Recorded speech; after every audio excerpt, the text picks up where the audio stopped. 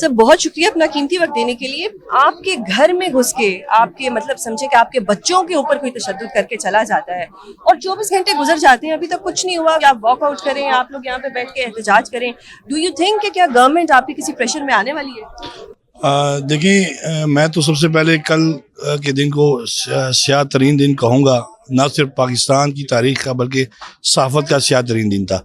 जहाँ तक आपने हुकूमत की बात की, ये अलमिया है। आप देखें, जब यही लोग एग्ज़ाइल में होते हैं, अपोजिशन में होते हैं, तो हमें ये चौथा सतून कहते हैं, क्योंकि हम इनकी आवाज़ बनते हैं। आपके शोज़, हमारा रिपोर्टर, हमारा डेस्क इनके बयानात, इनकी खबरें आवाम तक जब पहुँचाते हैं तो हमें ये चौथा सतून कहते हैं।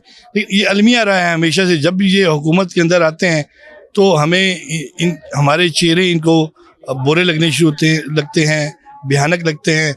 और हम तो आपको पता आईना दिखाते हैं, हम माशरे की आँख कान हैं, हम इनको आईना दिखाते हैं।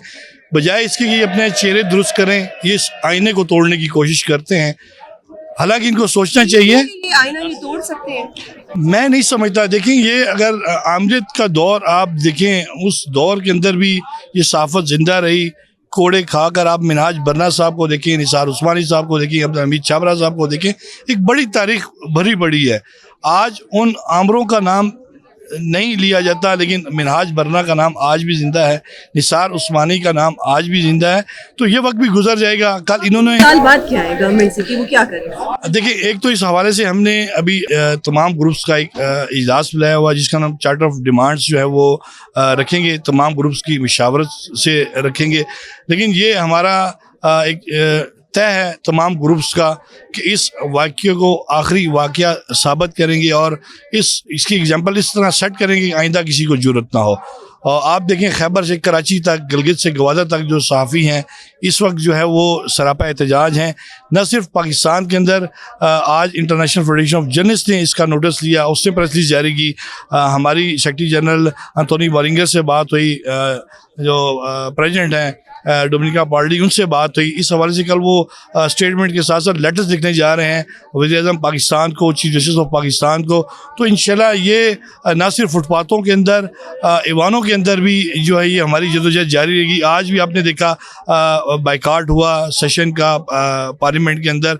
तो जब तक हमें इंसाफ नहीं मिलता, जब तक ये ट्रेंड सेट नहीं किया जाता, जब तक हमसे ये कमिट नहीं किया जाता कि आइंदा चाहे वो किसी तहसील सतह का प्रेस क्लब है, चाहे किसी डिस्ट्रिक्ट का प्रेस क्लब है, या चाहे किसी बड़े शहर का प्रेस क्लब है, उसको इनके लिए चाहे वो पुलिस है के लिए नो गो एरिया नहीं बनाया जाता, हम उस वक्त तक जो है वो चैन से नहीं बैठेंगे। देखिए, अब आप बताइएगा कि आप एक इमर्जिंग टैलेंट हैं और मैंने आपको हर जगह देखा है कवरेज करते हुए, धूप हो, छाँव हो, बारिश हो, आपको मैंने हमेशा देखा है।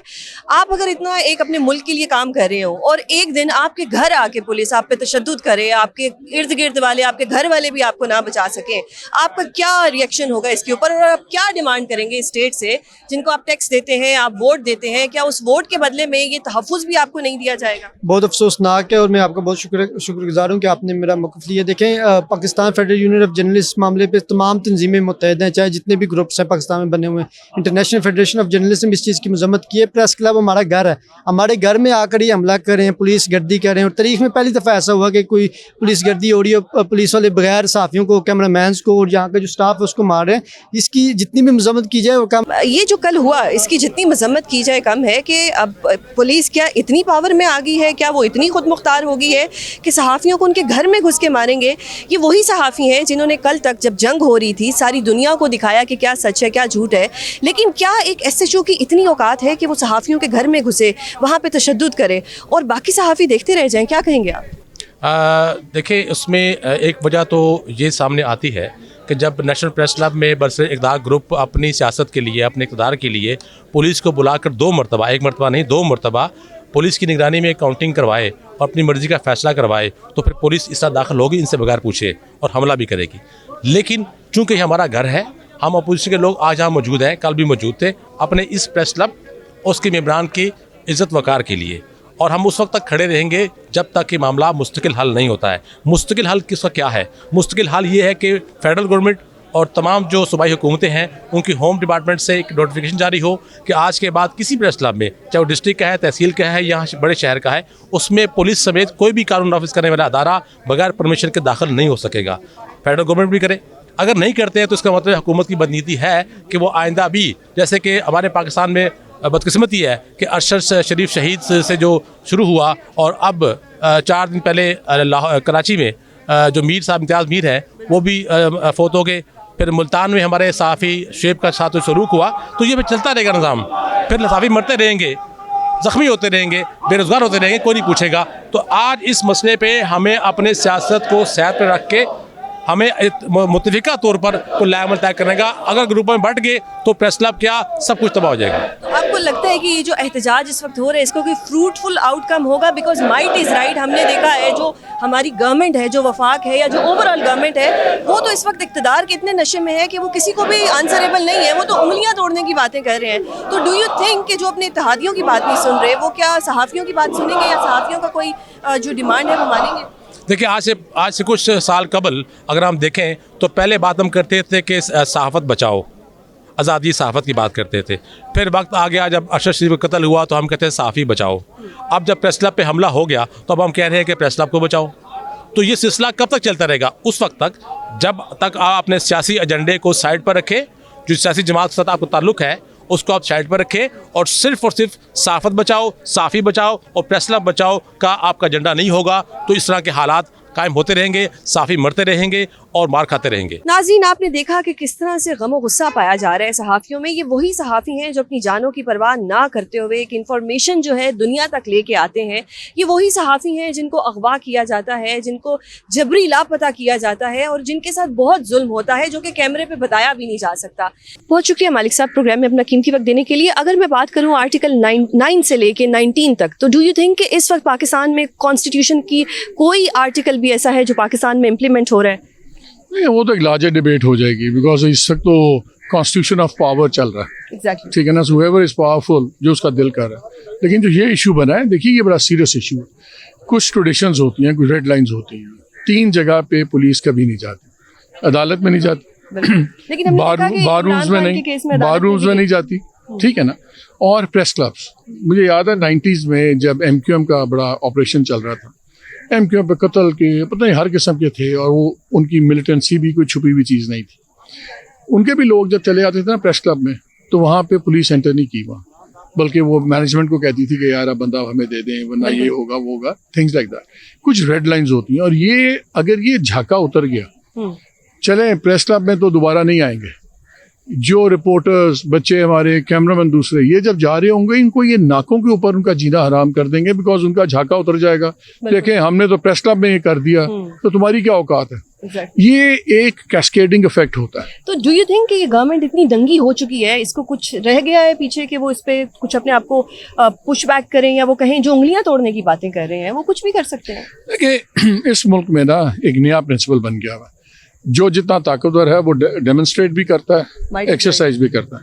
I think now it's a very critical point for journalist. पहले ही हम पैका से डील कर रहे हैं, पहले ही हम एक टेम जुडिशरी को डील कर रहे हैं, हमें कोई रिलीफ की उम्मीद नहीं है कहीं से।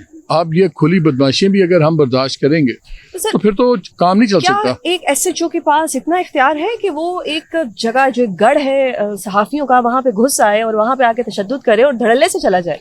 नहीं, ये इस तरह इख्तियार नहीं होता। अगर निज़ाम में ये निज़ाम बन जाए ना कि जो भी आप एक्शन लेंगे उसका आपको भुगतना नहीं पड़ेगा, तो फिर वो असल ताकत वहाँ से लोग लेते हैं। हर बारी कोई बहुत बड़ी ग्रैंड साजिश नहीं होगी कि जिन्हें किसी को प्राइम मिनिस्टर ने कहा होगा तुम ये करो, किसी को फलाने ने कहा होगा।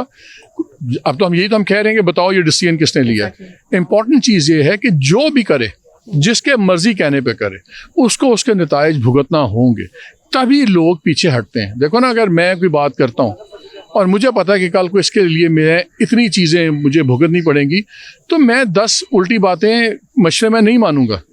हमारे यहाँ तो इससे एक खुली छुट्टी है ना, आप जो मर्जी करें and you walk scot free. Right decision कि कल जब सहाफियों के ऊपर तशद्दुद हुआ, अगले ही लम्हे यहाँ पे तलाल चौधरी साहब सहाफियों के साथ बैठ के प्रेस कॉन्फ्रेंस कर रहे थे। डू यू थिंक ये होना चाहिए था या नहीं, या कोई रिटेलिएशन इस तरह? देखिए ये माजी में ही बहुत दफ़ा हुआ होता है, फिर कोई ना कोई गवर्नमेंट सीनियर बंदा आके माफ़ी मांग लेता है। ठीक है, I think Talal did the right thing, तो थोड़ा सा मामले को ठंडा करने की कोशिश की। आज जो पार्लियामेंट के अंदर हुआ है उस पर भी पॉजिटिव रिस्पॉन्स आई है, but these are words, after 2 days ना आपको याद होगा ना मुझे याद होगा किसने क्या कहा। तो हम ये Things will continue. और हमने इतनी बारी देखा हुआ है ना, माफियाँ होती हैं, फिर एक इंक्वायरी कमीशन बनता है, फिर दो सिपाही, एक SHO, उनको जनाब किसी को 3 महीने सस्पेंड, 6 महीने नहीं। This time there have to be serious consequences. अगर नौकरियाँ जाती हैं, जानी चाहिए। कम अज कम मैं तो अभी दोस्तों को कह रहा था 3-3 साल के लिए तो इनमें से किसी को आप फील्ड पोस्टिंग पे बैन लगा दें। ये जो SHO साहब हैं, ये जब एज ऑर्डिनरी इंस्पेक्टर बैठे होंगे ना, किसी जगह फाइलें क्लर्की कर रहे होंगे, दिमाग ज़मीन पे आ जाएगा। जब SHO लगता है हर कोई अपने आप को जगह समझता है। दिहाड़ियाँ भी होती हैं, बदमाशी भी होती है। 3-3 साल तो कम अज़ कम बैन होना चाहिए। जो लोग इसमें इन्वॉल्व थे, चाहे वो सिपाही से लेके SSP हो, DIG हो, IG हो, 3 years there should be a ban on field postings। मुझे पता ना, हम भी पुलिस कल्चर को जानते हैं, मौत पड़ जाएगी सबको।